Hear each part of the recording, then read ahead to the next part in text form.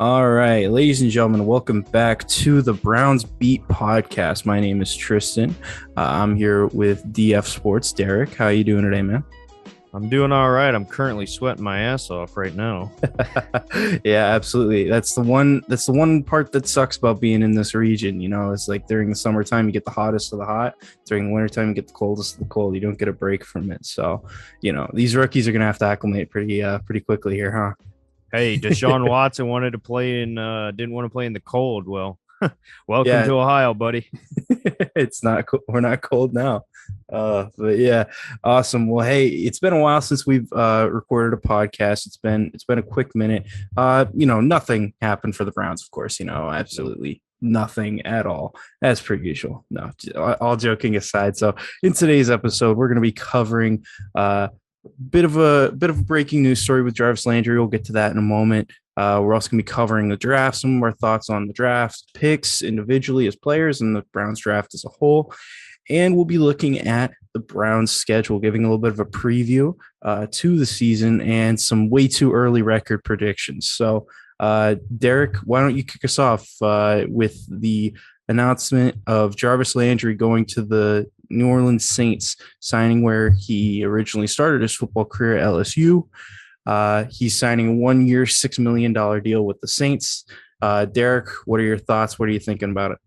Yeah, I mean, I think it's probably for all of us Browns fans. There's a little bit of that emotional side where you're like, "Oh, this is rough to kind of see him walk out the door." But I am happy for him looking at that New Orleans Saints wide receiver core right now. I mean, you're talking about Michael Thomas, Jarvis Landry, and then you add in there Chris Olave with this draft.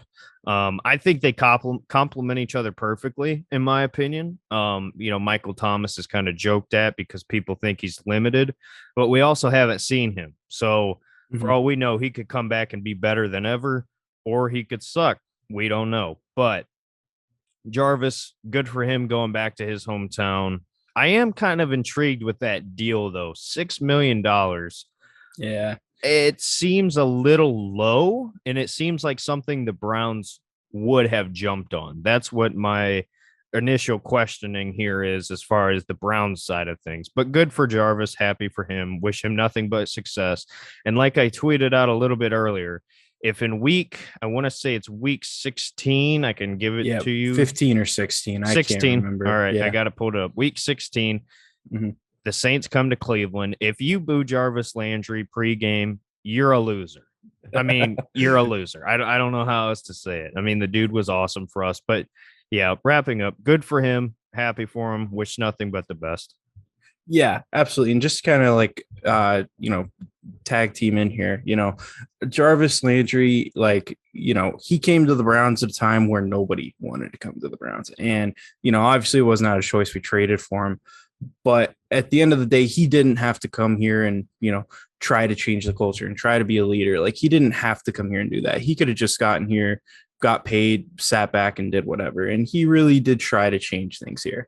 And he was successful. I think we can sit here today and we can say, you know what, Jarvis was a huge reason for why the culture around the Browns has changed. And, it was kind of bittersweet because, I love Jarvis Landry as a person. He was a great player for us here, battled through injury a lot the past 2 seasons. But also at the same time, I think it was just time for him to go. I think, the Browns right now are committed to youth at that position. The only vet that we really have at that spot is Amari Cooper, and I think with drafting David Bell, with drafting Mike Woods, with, all of the receivers that we already had in the room, and Demetric Felton likely going to be moving in. He's going to be working in the receivers room and the running backs room. Although I think they announced that he's sticking to one position now, if I'm not mistaken. Yeah, I heard that he's running. Yeah, I heard they're trying to put him in that running back room, but unfortunately, we'll talk about this later. But I don't think his future is much longer. Yeah, regardless, I mean, I think that at the end of the day, it's a lot like getting rid of Troy Hill, which actually we should cover as well. With getting rid of Troy Hill, Kevin Stefanski, I was looking at some of his pressers, and today there was a press conference that came out and said we for defensive backs, like with that slot position, he said that all of our safeties and corners are trained to play the position. So, Jarvis Landry was a slot receiver for us, and I'd imagine that there's a lot of guys that are going to be able to play that position to a level that Kevin Stefanski is going to like. And so I think the commitment to youth, while it's a hard decision, while it makes us uncomfortable because we're not sure what we have there, I think it's the right decision, in my opinion. We have yet to see what Donovan Peoples-Jones looks like with an elite receiver, an elite wide or quarterback. Excuse me. None of these receivers we've gotten a chance to see, especially the rookies like Anthony Schwartz, play under elite quarterback play. So I think it's only right to give these guys the opportunity under elite quarterback play to show what they can do. And while it's tough, even me myself, I'm sitting here and I'm saying I'm not certain about it, and even I'm questioning it. I still do think that in thought and process, it's the right direction to go in. And, again, Jarvis, love the guy, immensely talented, loved everything he did here. But in my opinion, it was time to go. Yeah, and another thing, just kind of adding on to this, and then we'll go ahead and get into the draft. But with Jarvis, it's more so like you said, it's just time to move on. The Browns are moving towards younger guys, like you said, and also you look at his long list of injuries now. I think Jarvis turned 29 currently. Yep. And like you said, he's battled through, yes, and that is fantastic. But when we're looking at the long-term future of the Browns and where we need to save money and get younger, it just made too much sense. But, like I said earlier, wish him luck. I think he ended up in a good spot. So we'll see what happens with Jarvis going forward. Absolutely. Absolutely. And we'll always root for him as long as he doesn't go to another AFC North team. But anyways, and now with that being said, I guess we can transition into the draft. And with that being said, with our first pick in the draft, round 3, pick number 4 of the 3rd round, 68th overall pick, the Cleveland Browns selected Martin Emerson, cornerback, out of Mississippi State, if I'm not mistaken, correct? Yeah, Mississippi State. I'm pretty sure it was where he was from. Yep. Yeah, so he pretty much, I know I did a lot of scouting on him because it was a big question mark for me, and especially with trading Troy Hill so shortly after the pick. I believe it was like the next day. It left a lot of question marks for me, and so I scouted him a lot. And before I kind of go on my Martin Emerson ramble, I guess I could say, I want to get your thoughts in here, Derek. So what did you think about Browns with the 68th overall pick taking Martin Emerson? Yeah, everybody's saying I'm a hater. I don't care. Listen, I'll just start off with what I like first, and I've kind of said this a couple times, but Martin Emerson, what I like, he's got great size. He always gets his hand on the ball. That's one thing I notice. He's great jamming receivers, whether if it be at the line of scrimmage, man on man, even in zone. A lot of times you'll see receivers get to their point of breaking on the route, and he'll just jam them right there and throw them off, which at the NFL level, it's all timing. It's all speed of the game. If he can do that successfully at the next level, then I will be happy. But what I don't like, you can talk about the speed, yes, but to me, it's not even the speed. It's his football instincts. It's his lack of recovery. And what I mean by that is, let's just say there's a comeback route, and he's 2-3 yards behind. He cannot adjust and get enough burst to get up and get that ball. That's one of the things that I notice on film. To me, at this point in his career, he is just very underdeveloped. I know he's younger. I know we didn't draft him to play right away, and he might end up being a 3rd-string corner, 4th-string corner at best. Who knows? But to me, my problem with this pick is not that it was Martin Emerson. It's the guys that you passed up to get Martin Emerson. That, to me, is the number one problem. I think you could have drafted Kobe Bryant later, somebody like that, come in, play a similar role of a fourth, fifth string corner and try to develop him. Me personally, I understand there are a lot of good things to his game. I didn't like the pick. This is one of the picks that I'm just praying to God that I am wrong about. And I really hope I am for the Browns' sake, because I'm a Browns fan and I'm not going to root against any of our players. But I wasn't thrilled. I'll leave it at that. But what do you think, Tristan?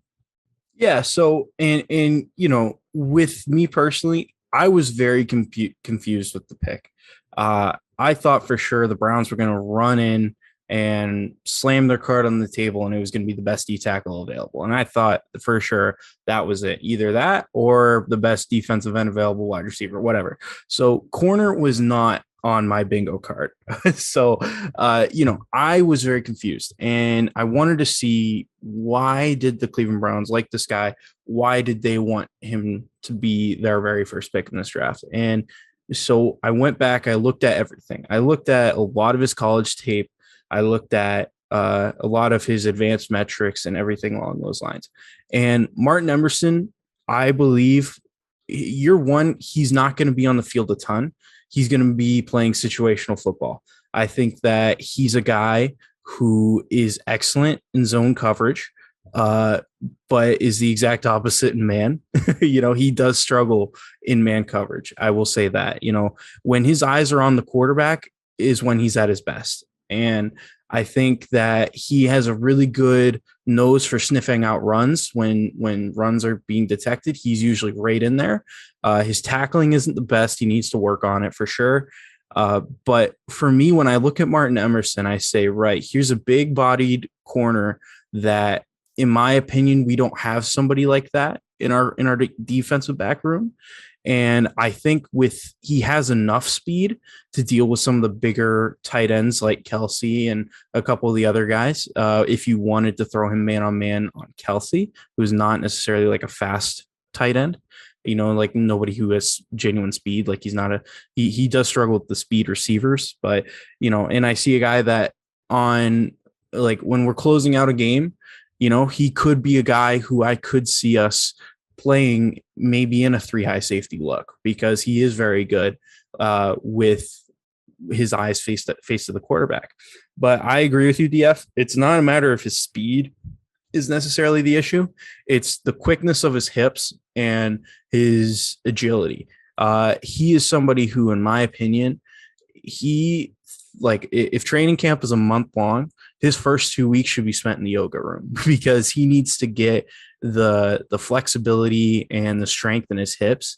And for me, I see, year one, he's going to be a guy who is only going to be playing situationally, in my opinion.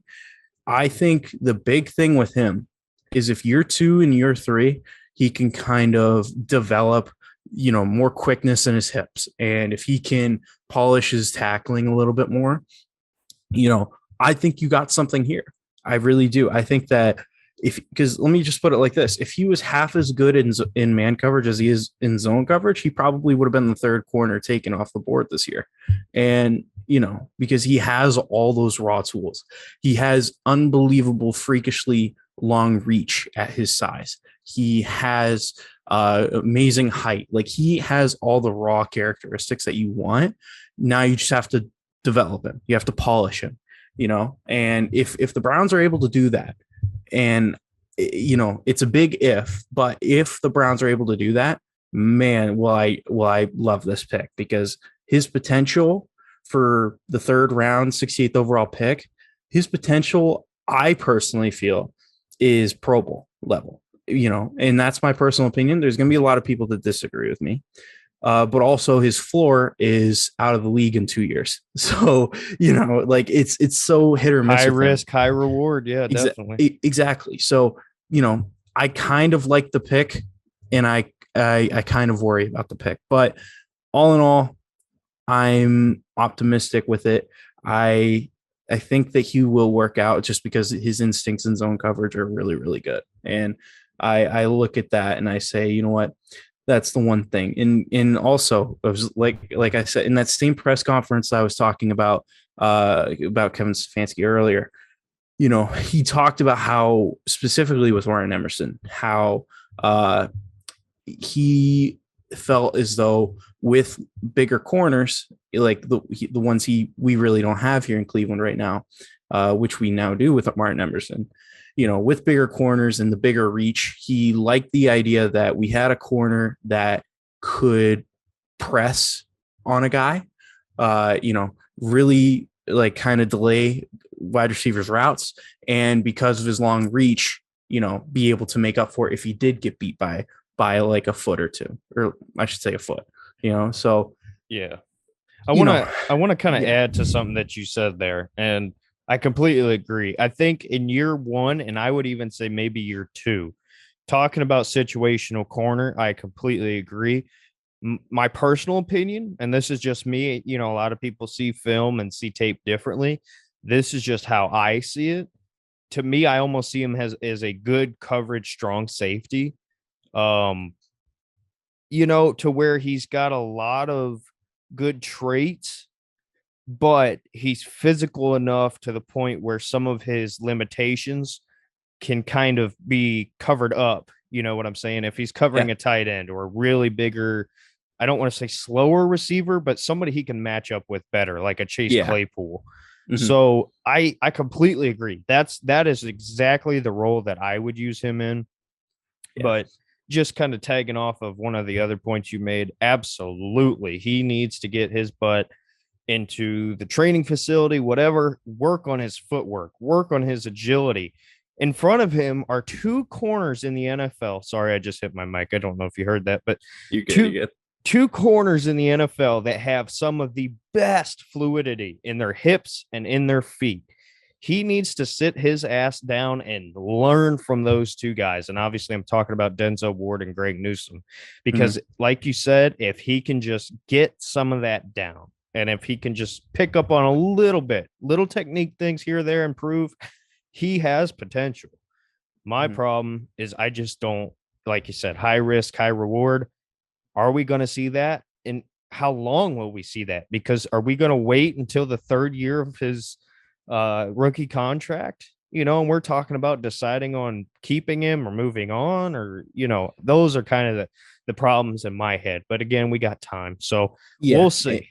And one last point I will make is, I kind of agree with you there. Like, man, this could be like a long project for him. I also wonder if it doesn't work out for corner at him, he is the type of guy where maybe he works out really well at free safety.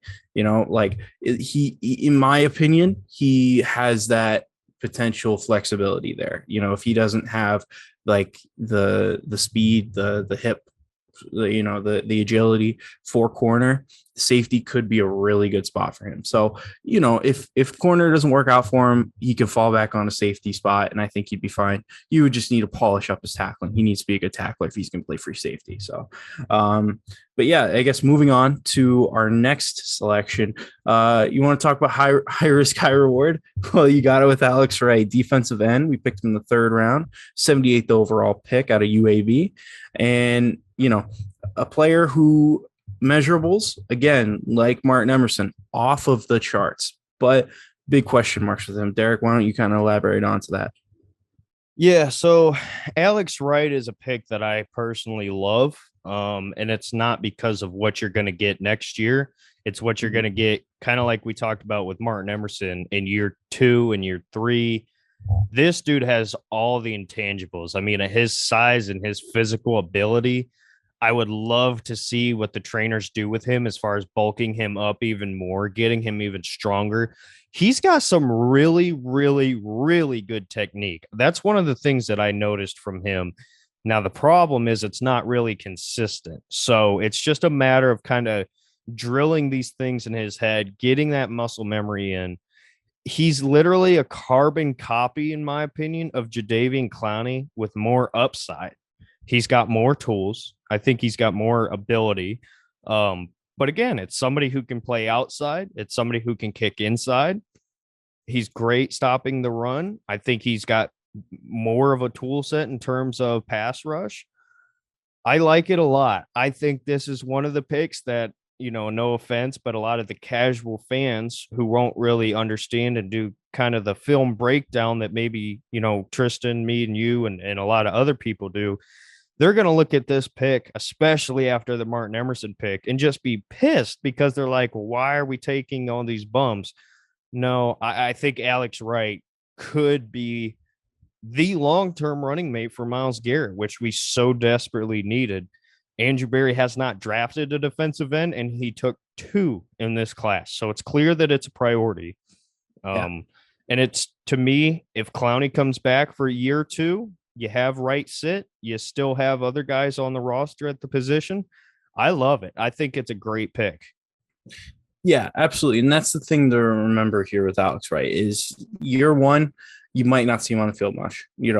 He's going to be a guy who year 2, year 3, he's going to be stepping in. I think the big thing with him is he's got elite size, you got elite length, elite speed. He's got all of those elite characteristics that you're looking for.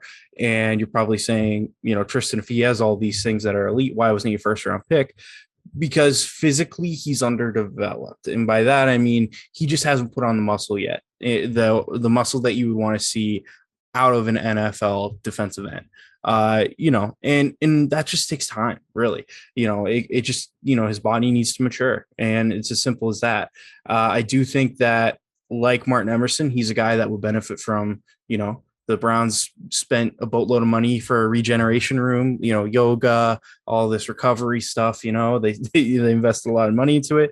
He's one of those guys that should be right next to Martin Emerson on the yoga mats, because he is somebody who I think could do with a little bit more bend, a little more flexibility, but also needs to be hitting the weight room. The big thing for him, I would say, is if he could be more flexible and probably add 25 more pounds of muscle, 25 to 50, in my opinion, he would probably be a dominant defensive end in the league, because, like you said, he has good technique.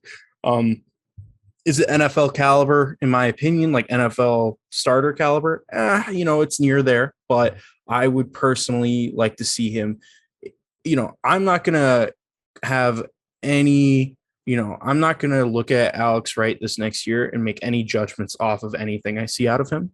I'm going to wait till what I see next season, because he's a guy who, has every single trait that isn't found in every single guy, but he just needs to develop physically. And, he's a pick that, I just think, again, year down the road, hey, you know what? This might turn out to be an amazing pick. I've got a lot of questions about Alex Wright, but also at the same time, the upside is tremendous, and I think it was a worthwhile pick, and I think he will develop into what we hope he can be, what he can be, and he can probably be that Jadeveon Clowney replacement when it's time for Clowney to move on, assuming that he signs back, of course. So, now, moving on to one of my favorite picks of the draft. These next 3 picks, in my opinion, were our 3 best picks of the draft. We have in the 3rd round, pick number 99, wide receiver David Bell out of Purdue. David Bell, man. I mean, that guy, I could not believe we picked him up. What an amazing find. Why don't you kind of elaborate on that more? I absolutely love this pick. This is probably my 2nd favorite pick of the draft for us, just personally. I think David Bell's a perfect fit. I mean, a lot of people are stuck up on his speed at the combine. Now's a great time for me to remind you that the best receiver in the NFL last year had a terrible speed time as far as, or 40 time, I should say, in Cooper Kupp. So to me, at the NFL level, what you need great route running. I think that, for me personally, is one of the most important things I look at, because corners at the next level are always better. Defensive schemes for the most part are always better. So for David Bell to be as great of a route runner as he is, he can play inside, he can play outside. He could play your pretty much Z receiver role eventually. For the most part now, I think he'll probably play slot. But I think it's a great fit. I mean, the one thing that I've kind of said is, when you look at the body control and the ability to go get that ball, if it's too far behind, too far ahead, whatever, David Bell to me is in my top three guys from this draft. It was Garrett Wilson, Jahan Dotson, and David Bell when it comes to, or when it, as far as like route running and ball ability, I guess you could say, just the ability to adjust on the ball. I absolutely love it. I think he's a perfect fit. I'm interested to see how much Amari Cooper being there in that room helps him, because we know Amari is one of the best route runners, if not the best route runner in the league. So I love the pick, Tristan. I mean, I couldn't be any happier with David Bell, to be honest with you. Yeah, absolutely. And looking at the receivers that went late in the first round, early second round, when you think of like the value of the pick, of where they were picked and the talent they are as a player, David Bell was probably the best value pick of receiver in the draft, in my opinion. Like, he's got all of those, like his catching radius, man. Like, he can catch the ball. If he's within an arm's reach away from it, he's gonna bring it down. Like, he can catch the football. Not only that, but he's a solid route runner, like a very good route runner. And it's just like I loved the pick. I feel like he's a guy who, exact opposite of our first two picks. He tested horribly. Like, his 40 times were suspect. He doesn't have like a lot of those elite testing numbers that you want to see in the draft. Excuse me real quick. Sorry. So he had a lot of red flags because of that. But honestly, if he had just average testing numbers, he's a guy who probably would have been the anywhere from third to fifth receiver taken. But because of those numbers, and because teams just passed up on him, because they thought it was too much of a risk, he fell. And, this is where I believe it was Jack Duffin. We've mentioned him before here on the Brown Speak podcast. We've mentioned Jack Duffin before about how, David Bell, while he didn't fit under the testing numbers that we officially had, as far as like the limitations that the Browns usually have for selecting players, his GPS numbers are typically what the Browns will be looking at. So GPS numbers, GPS tracking data showing like how fast was he moving in game. So that was a big thing. If the Browns are dead set on their boundaries and they found a way to pick David Bell, it was because they thought his GPS numbers were good enough. And, it kind of gives me clarity, because it's like, when you look at it, why are we drafting a 4-6 guy? Like, there's a lot of red flags there, but the overall sheer talent that he has is undeniable. And I think that the GPS and advanced analytics backed it up, just because, he just got everything that you want out of a slot receiver role. I think he can do everything that, we were getting out of Jarvis these past 2 years. I think he could do that. And I think that he has the potential, let's say if Amari Cooper either doesn't work out here, or we need to move off of his deal in the future, he's somebody that could flex out into that role. So again, another player with versatility, another player who's just flat out talented. I actually think, as far as talent goes, he's more talented than our first two picks of this draft. I think he's more ready to start in the NFL than our first two picks in this draft. And I think that he is a player who could surprise a lot of people. And I think he could make a lot of GMs look really dumb for passing up on him. And honestly, like, I'm shocked he was there. I'm shocked we picked him. And, I think it's ironic because Brian Hartline, the Ohio State receivers coach, tweeted out just like minutes before the Browns took David Bell that, if I was a team needing a receiver right now, I'd be picking David Bell. I'd be trading up to get him. And Browns didn't even have to trade up. They got him. He fell to him. And it was a pretty funny Twitter moment, and honestly, just I'm really excited he's here. I think he could be a really good piece for us this year. And, he could be a guy that surprises a lot of people. And I'm excited to see what he can do as a Cleveland Brown. Yeah, definitely. And again, one of the things that I think is kind of untalked about is if he didn't have the combine that he ended up having, he literally could have been a high second round pick. So, I mean, everybody wants to complain, but like I said, numbers are not everything when it comes to the combine and everything like that. So, I think David Bell is going to be perfect for the Browns, to be honest with you, in my personal opinion.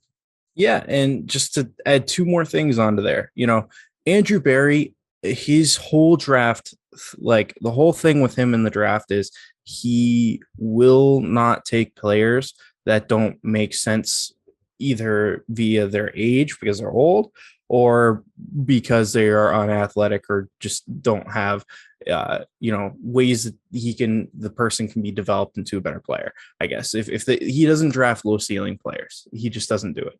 So, the fact that he took David Bell, a guy who a lot of people would have viewed as that, kind of gives me the confidence that a lot of the surface air, like a lot of the stuff on the surface, is not as bad as it really is really is, so or not as not as bad as it really is. Sorry.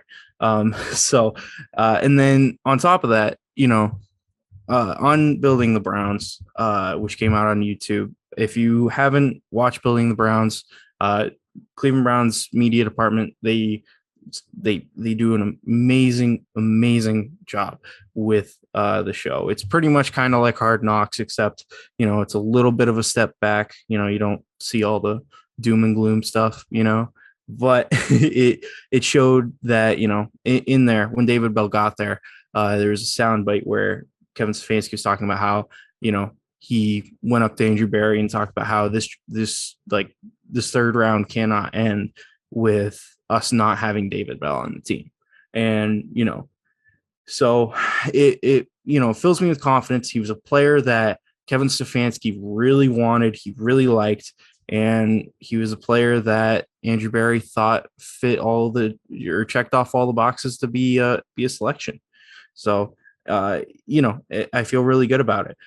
But I'll be honest, not as good as I feel about with our next pick, fourth round, third overall in the fourth round, pick 108, selecting defensive tackle Perrion Winfrey out of Oklahoma.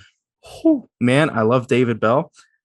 I love Perrion Winfrey just a little bit more. I'm sorry, David. You're going to be a great player in the NFL. I really believe it. But Perrion Winfrey, I love this man, and man, am I happy he's a Cleveland Brown. And I was shocked. I actually was not looking on the I knew the Browns picked early in the fourth round when we picked him. I thought oh, you know what? I missed Perrion Winfrey getting taken. Where did he go? And I was looking at the second round, expecting to see him there. Nope. Scrolled through all the third round selections, didn't see him there. I was like, nope. Oh wow. Okay, well he's gonna get picked one of the first two picks in the fourth round, because we have the third pick, right? And he was still there. And all I can just think about in my head, I was sitting there refreshing Twitter, please just tell me we got him. Just please, we can't pass on him again. And sure enough, Jordan Schultz tweets that, Browns took Perrion. Oh man, I was so happy. What a player. Derek, why don't you kind of elaborate for everybody who doesn't know about Perrion Winfrey like we do? Yeah, I mean, you can't really put into words how great of a pick this is, especially at its value. I mean, this is somebody that to be honest with you, I might have taken as high as maybe 44. I probably wouldn't have given the players who were there at the time, but especially even at 68. I mean, the fact that he was there then shocked me. You're talking about a guy who just for the Browns is the perfect three-tech defensive tackle, somebody who's just going to rush up field. It's perfect. I mean, for the longest time, Myles Garrett has not had help from the interior defensive line position. And it's kind of been a little bit lackluster, to be honest. We've just kind of been filling that role with a bunch of different guys by committee, drafting guys super late. But Perrion is somebody who's got the size, he's got the speed. From a technique side of things, he can improve, yes, but you cannot just build that. I mean, nobody has the size and the speed that he does. So the fact that you have that to work with is incredible. Geez, I cannot speak. He's extremely physical and aggressive. The one way that I would describe him, shout out to all the wrestling fans who get this reference, ruthless aggression. Somebody who is just does not care, will bring all the energy, all the fight, and he'll do everything to take you out. That is Perrion Winfrey to a T. Now, as far as why he fell and why some teams were lower on him, there's some questions with his run defense. But personally, in my opinion, some of the stuff I see on film, I see promise there. I don't think he's a terrible run defender, to be honest. Now, he does struggle when you run at him. So obviously he's got a lot to work on. But as far as a project guy who I think personally will be starting by halfway through the season, I couldn't be any happier with this pick. I think Perrion is going to be a multiple-time Pro Bowler, a monster next to Myles Garrett. And that's the biggest thing to me. It's not even that we got him, it's who we got him with that I'm so excited about. What do you think about it, Tristan? Yeah, absolutely. And when we were talking pre-draft, we didn't do much pre-draft, but we did a little bit. And we were talking about some of the important positions that we were looking for guys to draft. And I remember with the D tackle room, I listed, I think it was 3 guys who I said I would have liked. I would have liked Devontae Wyatt, who ended up going late in the first round. I would have loved Travis Jones, who unfortunately went to Baltimore in the second round. And then I wanted Perrion Winfrey, who we got in the 4th round. So he was personally one of my top 3 D tackles to be on this football team. And we got him in round 4. And so we talk about positional value and like the draft of where they got taken in the draft and how good they are at their position. Perrion Winfrey is unbelievable value in the 4th round. The biggest question marks for him, like you said, was run defending. And there were some teams that just flat out just didn't like his personality just because he's a very, loud, outspoken guy. But again, he's, this is going to sound so dumb because it's like, it's stuff that like we would talk about on Twitter, like he's got that dog in him because he's got that dog in him, because he's just a mean, aggressive dude. And he's a guy where it's like, man, what he showed at the Senior Bowl. I mean, the guard out of Chattanooga that the Patriots took in round 1. Oh yeah. Why can't I remember his name? Of course, Cole Strange. Well, and Zion Johnson. Zion Johnson too. Yeah. Yeah. He embarrassed out of Boston them all. College. Yeah. He embarrassed these guys. Round 1 interior lineman. He embarrassed them at the Senior Bowl. He won the Senior Bowl MVP as a defensive tackle. And the thing is that, all right, well, if he's this good, why wasn't he, selected higher? And I'll put it to you as simple as this. Oklahoma had him running in a scheme that was not designed for him. He still did a decent job at Oklahoma. Don't get me wrong, but he was the nose tackle there. And in my opinion, he's not suited to play nose tackle. He is, he in the 4-3, like a 4-3 defense, he is perfect to put next to Myles Garrett. He is perfect because look, they're going to double Myles Garrett. And then Perrion's going to get a one-on-one matchup. And I trust Perrion Winfrey to win his one-on-one matchup. And it's going to be against centers. And I trust him to beat centers all day, every day.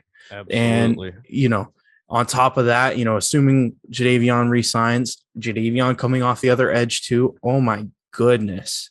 The pass rush this year might honestly be ridiculous. And then Taven Bryan, who's a good pass rusher himself on the interior spot. So, I think that with Perrion, absolutely right. He's got to develop his run defense. But at the end of the day, with what the Browns, like if we look at what the Browns focus on analytically, they focus on passing or the defending the pass. That's their number one thing. And you saw that. What were their first 2 picks? A pass defender, which was not a desperate need for us. We got a pass defender and we got a pass rusher. you know? So that's their big thing. They want to be able to defend the pass better than anybody else in the league. And Perrion Winfrey, he's going to provide that inside pass rush that, you know, next to Myles Garrett could very well be lethal. And I am very, very excited to see what he can do on this team. He very well could be like one of the only picks in this draft that, you know, ends up starting right away outside of obviously the next pick. But, you know, it's so exciting because he's got all of the raw tools there, and we picked him in the 4th round. It's like, I can't help but think that Andrew Berry just like is going to end up making everybody else that passed on him look stupid. Because absolutely. Like, I'm head over heels for this guy. I was screaming for us at pick 44, like, take Perrion. He is on the board. He is there. Like, Travis Jones was there too. So I was like, if you take him, I'm great with him too, you know, like, and then we trade down. And with the picks that we traded down with, we still didn't even take Perrion with him. Or actually, you know what? No, 108 we did get in the trade. But either way, you know, we took him way later than what he should have gone, especially when you consider Devontae Wyatt went at the end of the 1st round and Travis Jones went in like the middle of the 2nd round. Ridiculous value. So happy. Couldn't be happier. So any closing thoughts on Perrion Winfrey, Derek? I mean, the greatest quote of all time, Perrion, what makes you have this personality? Response, my mom's a dog, my dad's a dog, and they had a dog for a kid. That's just what it is. Greatest quote ever. He's going to be a quote factory this year. I promise. Oh my gosh. Yeah. He's going to be great. So, and then going on to our next pick, a guy who probably won't be as big of a quote factory this year, but with our 4th round pick 124 overall, the Browns take kicker Cade York. Let's go. LSU. A lot of Browns fans who are, you know, more like traditional football people, like older, like generation, you know, or people that just believe, you know, kicker just isn't a valuable position, stuff like that. They do not like this pick. Tell me why they should, Derek. Well, it's pretty easy to me. I mean, I wish I had the stats pulled up in front of me. I don't, unfortunately. Prepared I am for this podcast, but absolutely. I mean, the dude is a monster. I mean, all you need to see really is that kick in the Fog Bowl against Florida at Florida. I mean, by no means did he have any business making that kick, and he nailed it. I mean, this is a guy who can make all the kicks you need him to. He's got the leg.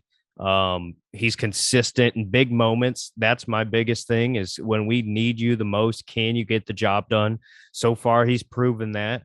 You know, like I said, the weather side of things, kicking in Cleveland's a different animal. And if he can kick that ball, then I think he's going to be fine. And he already said he probably has by now, but his first thing that he said when he got here was, hey, I'm calling Phil Dawson, which I love to hear. So I think we got our Justin Tucker, in my opinion. Yeah, absolutely. And excuse me. I don't know if you heard that, but I just sneezed. I did, but it's all right, man. It's all right. So yeah, no, just kind of piggyback you off of Cade York there. You know, so as far as like the Phil Dawson thing, he had a press conference today, and he did talk about how he did have, I think it was like a 40-minute phone call with Phil Dawson talking just about kicking in Cleveland. So the fact that they were able to muster 40 minutes of it, you know, is pretty good. You know, and he said, you know, Phil's going to be mentored to him and all that stuff, which is great. You know, what an amazing Browns legend Phil Dawson is, man. Oh my gosh. I can't think outside of Joe Thomas, is there a more like looked after, I guess, like Bernie Kosar, Jim Brown, you know, like guys that we look back on as like, oh man, they were just perfect, you know, like Phil Dawson as a kicker is looked as that within the Browns fan base. I don't know a lot of other fan bases that look at kickers like we look at Phil Dawson, at least they're past kickers and stuff. So, you know, Cade York, you said it. He's got the leg. He's got that it factor. And it's like, it's the one thing that like you can't quantify. You can't like see it on a spreadsheet. You know, he's able to kick and make big kicks and big moments. And he shows up when he's needed most. Like the Fog Bowl kick, he was against Florida. I'm pretty sure that was against Evan McPherson, was it not? If I'm not mistaken, I think he went toe to toe with Evan McPherson there. I don't believe so, because I thought that No? was last year, but I could be wrong. Okay, I thought it was 2 seasons ago. But anyway, so 54 yards, he couldn't even see the goalposts, and he just laces it right down the middle.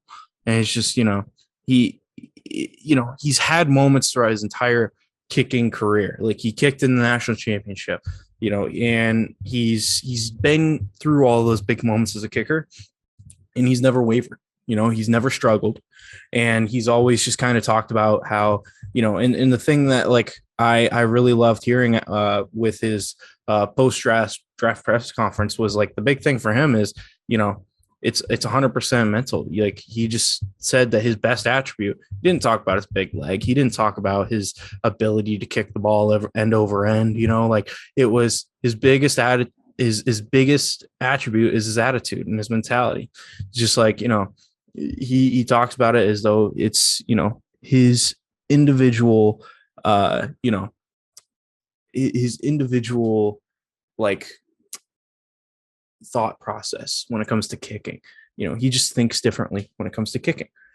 And, it's just he's got it. It's hard to say it. Like, it's hard to, like, say exactly what he has and, like, explain it to you. He's just got it. And I'm hoping it works out for him, not only just because we picked him in the 4th round, and, it was a high pick for a kicker, but, it's just, I just hope it works out for him because, I want to have a good kicker. just, I want a kicker that I can just be like, all right, you know what? Hey, we just got the game to within 1 point off of an amazing touchdown. You know what? All right, I can relax. I don't want to have to stress a field goal. I don't want to stress a point after. I don't want us to say, like, after a guy misses a chip in, oh, that's going to come around to bite us. You already know that. Like, I hate that. I hate that feeling. I hope Cade York just rids it of us for a long time. Man, I hope he works out. I think he will. I'm not worried about it personally. Yeah, I agree. But next pick, round 5, pick 13 in round 5, pick 156 overall, running back Jerome Ford out of Cincinnati. I don't know about you, Derek, but, like, this confused me. Didn't me? I love it. Okay, well, why don't you explain to me why do you love it so much? Okay, so Jerome Ford is really interesting to me, and this is one of the picks when you go back and you kind of rewatch film and remind yourself of a player. I know exactly why they picked him. I mean, he is Kareem Hunt's replacement. Now, yes, we have a crowded running back room right now, but the reality is probably by next year, it's going to be Nick Chubb and Jerome Ford. Maybe Felton if they keep him on the practice squad. Mm-hmm. But outside of that, I mean, yeah, we have depth now, but it's not going to last long. Now, why I love Jerome Ford. Some background of him. He's a transfer from Alabama. This is a highly recruited kid coming out of high school. Crowded running back room there at Bama, so makes sense for him to leave. Goes to Cincinnati. He was their sole offense and the only successful part of the offense when they played against the best team that they played that year, which was Alabama. He is somebody who is shiftier than Kareem Hunt, in my opinion. He's got fantastic speed. Now, he's a little bit smaller, but to me, if you give it a year or two, let him continue to build up muscle, he can break tackles. I think he just needs to put on a little bit more size.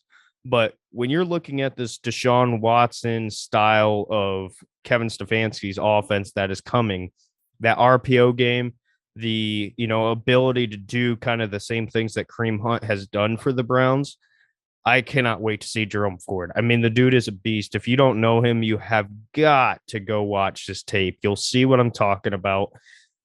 Go with me to Fantasy World. He puts on about 15, 20 pounds of muscle. You'll see what I'm talking about. I love the Jerome Ford pick. Yeah, and when I say I was confused, I don't mean because, he's not talented. I mean because he's a running back. Yeah. And, we have so much depth at the position. And, you already said it all. He's got all of those running back traits that you want. Picking him up in the 5th round is a steal. Absolutely. He was probably the best player available. I can't think of a guy who's, in a better spot there. Maybe Justin Ross, who ended up going undrafted, which, man, what a weird story that is. Yeah. But, regardless, Jerome Ford, great player. I have nothing against him personally with the pick. I just didn't understand why. My question to you, Derek, is, are we sure that, oh my gosh, I just had his name and I lost it. Dearness Johnson. Are we sure he's a lock this year to make the team? Are you sure we're not going to trade him? Because, that's what I think is. I think we're preparing to trade Dearness Johnson because at the end of the day, you're absolutely right. We're going to lose Kareem Hunt this next year, and he is going to be the Kareem Hunt replacement. I don't see us giving up on Demetric Felton either. He had a great rookie year when we saw him on the field. He was electric for us, and he had really good moments. And I almost wonder if the Browns are thinking maybe we can trade Dearness Johnson and get like a late round pick for him. Maybe that could be something. And I could totally see that, but I don't know. I want to know your thoughts there. No, I completely agree with you. I think what's going to end up happening is he'll be on the roster through training camp, through OTAs and all of that. I think he'll be on the roster during the preseason, and maybe it stretches into the season, but the reality with the NFL is, and we saw it with the Baltimore Ravens last year, they lost 2 running backs who were critical to that team. Dearness Johnson, in my opinion, and I could be forgetting, X amount of people, but as far as running backs who are like 3rd and 4th string, whichever order you want to throw them in, who can come in and start for a team, he's top of the list. I mean, you saw what he did against Denver. So I completely agree. I think Dearness will get traded. I think that Felton might be on the outside looking in right now, in my opinion, but I could see him being a protected practice squad guy. And then next year, maybe they bring him back up. I don't know. I can't really answer that for you, but no, I definitely do not see Dearness Johnson on this roster this year, or at least not the entirety of the season. That's just my opinion. Yeah, and again, I really struggle to see Demetric Felton anywhere other than the 52-man roster. Just me personally, I think it would be a great mistake to let that guy hit the waiver wire because somebody would be picking up a guy with, really, really good traits as a running back. So, I do like the pick overall. Just a little bit of confusion of how does this affect everything else within the Browns organization. Next, moving on to Mike Woods, wide receiver out of Oklahoma. Multiple Oklahoma picks here, so he was a 6th round, pick 202. What are your thoughts on Mike Woods? Yeah, so a lot of people really, and including me, did not think that Mike Woods would make this roster, but I went back and watched a lot of film on him. I see some talent there. I think he's got pretty good agility, speed's way better than I thought. His route running's way better than I thought. And let's try to run through these last few picks as quick as possible because we got 9 minutes left, but that's Zoom for you, everybody. But anyway, I think Mike Woods has got talent. I think I talked about this. I think it's him and Isaiah Weston, who is a UDFA signing. They're going to be competing for that last roster spot at wide receiver. And I could see either one of those guys taking it, to be honest with you. So, I mean, Mike Woods, he's not exactly like a day one starter, but in 2 to 3 years, could he be a 3rd, 4th string receiver? I think so. I think there's some upside there. Yeah, I agree. I think he's got good route running. I think he's got all the intangibles you're looking for. And ultimately, he's a boundary receiver. We don't have like cookie cutter guys for that spot. And Mike Woods is. So, I like the versatility he brings within the room. So, with that being said, Isaiah Weston, he's all the measurables are off the charts for him. 6'4", runs, what was it, a 4.4 40 or something ridiculous like that. Like, and he's just got unbelievable size and measurables. So, it will be interesting at camp this year and in the preseason games to see how Mike Woods does, how he matches up with them. Certainly going to be something to keep an eye on. Next pick, we got Isaiah Thomas, edge, out of, you guessed it, Oklahoma. Round 7, pick 223. Isaiah Thomas, he is somebody who I actually think, as far as like talent right now, is on a similar level as Alex Wright, who we got in the 3rd round. I just think Alex Wright has a higher ceiling by a million miles. But that's not to say that Isaiah Thomas couldn't develop into a really, really good rotational edge. However, he is a guy who he's going to have to beat out some vets in order to get on the roster, in my opinion. But I see promise there. What do you think, Derek?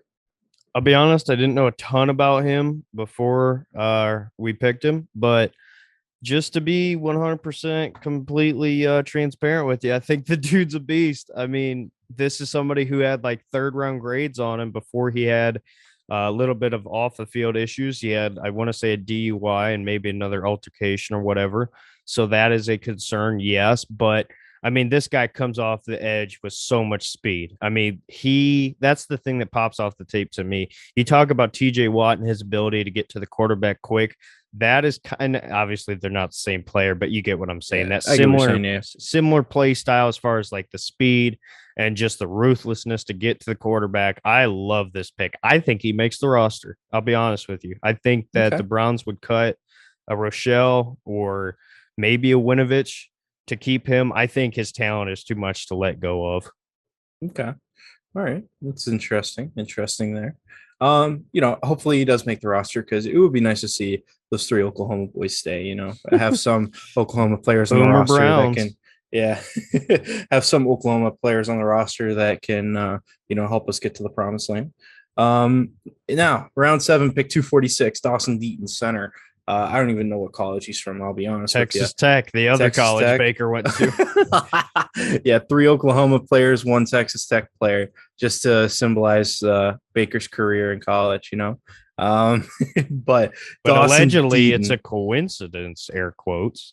Oh, I know, right?